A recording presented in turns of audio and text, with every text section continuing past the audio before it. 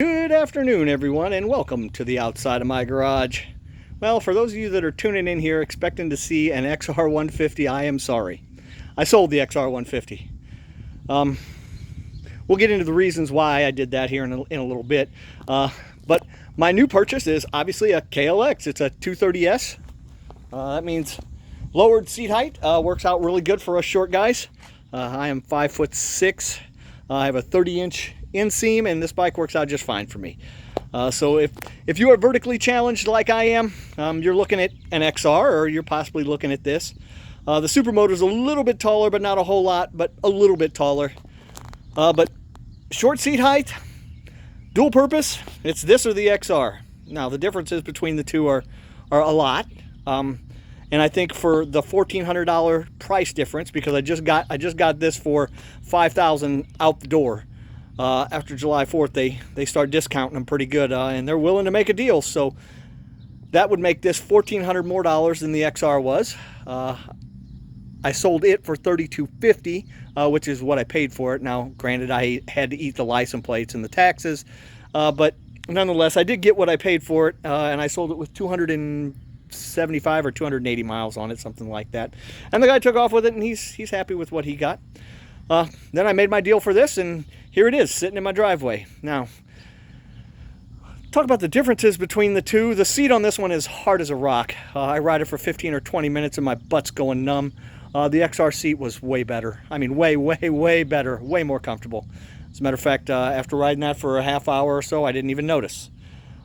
This one vibrates a lot more. The pegs on this one are like real dirt bike pegs. They don't have any rubber on them or anything like that, so you can feel it vibrate through the pegs. And since the seat itself is harder, you can feel it vibrating through the seats.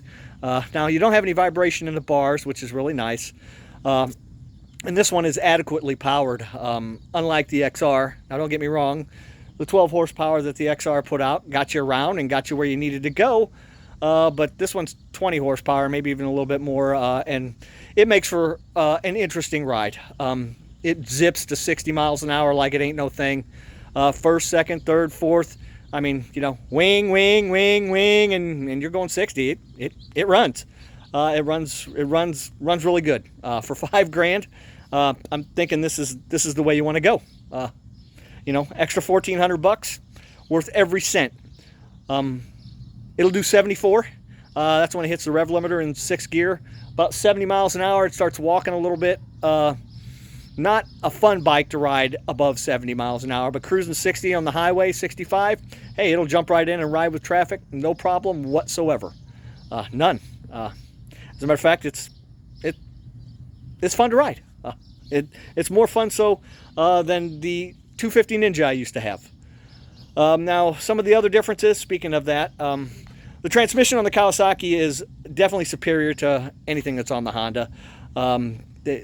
This thing rides like a sport bike. I mean, you know, you can no clutch shift it, and it takes it within style. It feels like a bike transmission should. The Honda transmission on the XR just felt clunky.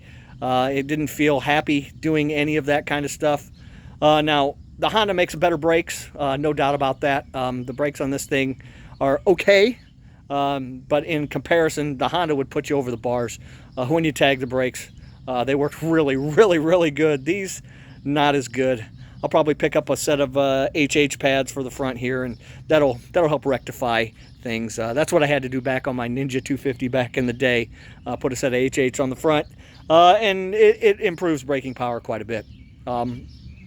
Other differences between the two, this does a little less on gas. This gets about 80. I got 103 to 105 in the one tank of gas that I ran out on the XR. This does about 80.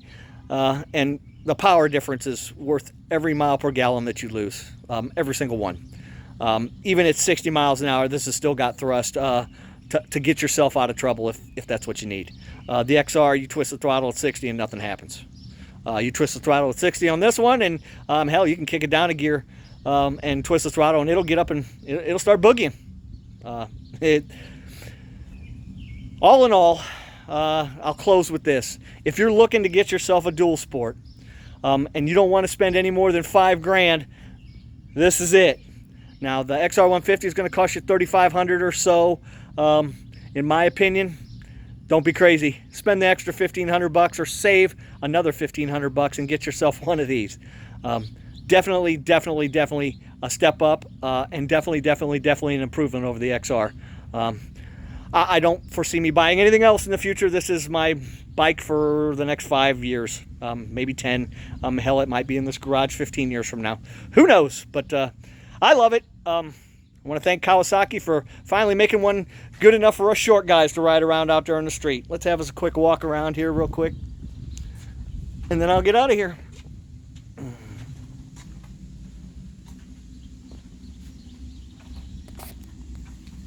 That's discs in the rear. You had drums on the Honda.